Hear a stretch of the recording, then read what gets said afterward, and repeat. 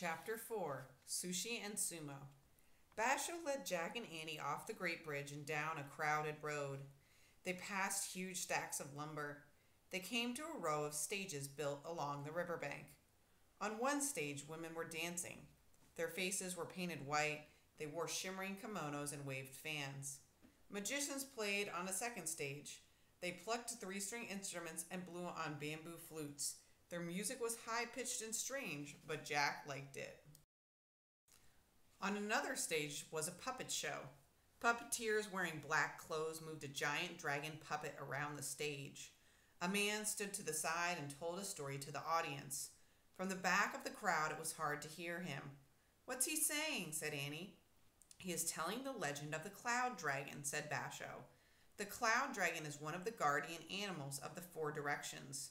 She has the power of flight and commands the rain clouds." "Cool," said Annie. Basho led them past rows of stalls where craftspeople sold beads, cloth, kites, and paper lanterns. Some boys were holding up yo-yos for sale. Jack was beyond surprised to see yo-yos in old Japan. Beyond the craft stalls was a row of inns and cafes. The smell of spices and grilled fish filled the air. "Yum," said Annie. Jack was hungry too. "Would you like to stop at a tea house?" Basho asked them. "Yes," Jack and Annie said together. Basho led them towards a small building with an open front. At the entrance, Basho slipped off his sandals. Jack and Annie did the same.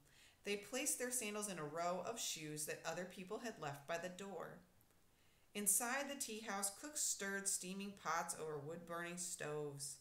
People sat at long, low tables eating with chopsticks and drinking from small cups. Several customers smiled shyly and bowed before Basho. Basho must be a really famous teacher of the samurai, thought Jack. It made Jack feel important to be with him. Basho led them to a table and sat cross-legged on a straw mat. Jack and Annie did the same. A waiter with a kerchief around his head hurried to the table. "Welcome to our humble tea house, Master Basho," he said. "Thank you," said Basho. "Everyone is so polite in Japan," Jack thought. The waiter handed Jack, Annie, and Basho warm, wet towels.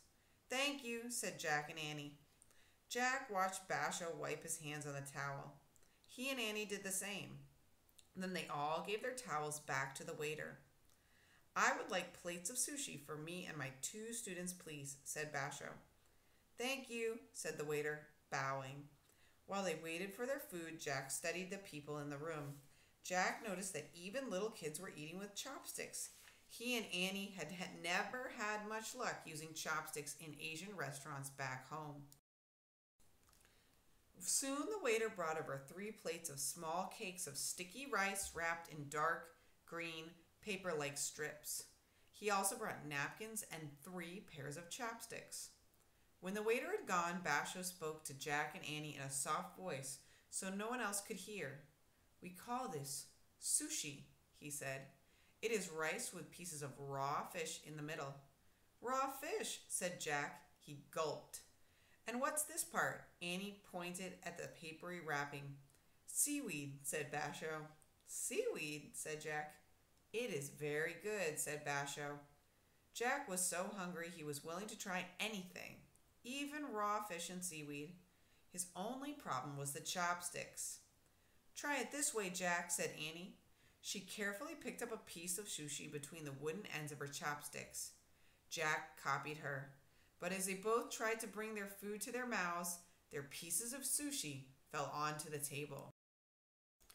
Jack and Annie laughed and tried a second time. Annie was successful, but Jack dropped his sushi again. Without thinking, he grabbed it with his fingers and popped it into his mouth. "Mmm," said Jack. The vinegar-tasting rice, the raw fish, and the green, salty seaweed were delicious. But Jack stopped in mid-chew. 2 samurai at another table were glaring at him. One of the men had a big scar on his face. The other had fierce, dark eyes. Jack's throat was dry as he swallowed. "They saw me mess up with my chopsticks," he thought. "They can tell I'm not from Japan." He picked up another piece of sushi with his chopsticks. He glanced again at the samurai. They were watching him like hawks. Jack's hand felt shaky. He tried to stay calm. He remembered a passage from their research book. Samurai did not show their feelings. They had great powers of concentration. Jack tried very hard not to show his fear. He concentrated on holding the sushi with his chopsticks. He raised the sushi to his mouth and ate it calmly. He lowered his chopsticks and picked up another sushi. He ate it calmly. When Jack looked back at the samurai, they were no longer watching him. Jack let out his breath. He picked up his last piece of sushi with his chopsticks and ate it calmly. "Very good," said Basho, smiling at him. "Thanks," said Jack. "Let us go now," said Basho. Basho folded his napkin neatly and left it beside his plate. Jack and Annie did the same. Basho paid for their meals, and then they stopped at the entranceway to put on their shoes. As they stepped outside, a drum began beating loudly. A huge crowd had gathered on the grassy riverbank. "What's happening?" Annie asked. "Come, I will show you," said Basho. People moved aside so Basho could lead Jack and Annie to the front of the crowd. A large ring had been marked off on the ground with straw. In the middle of the circle, two enormously fat men squatted at opposite sides of the ring. Each man looked as if he weighed more than 400 pounds. They clapped their hands, then each began stomping his feet. "Who are they?" said Annie, her eyes wide. "Sumo wrestlers," said Basho. "Sumo wrestling has been our most popular sport for over 1,000 years. The two wrestlers were now perfectly still. Crouching down with clenched fists, they were glaring at one another.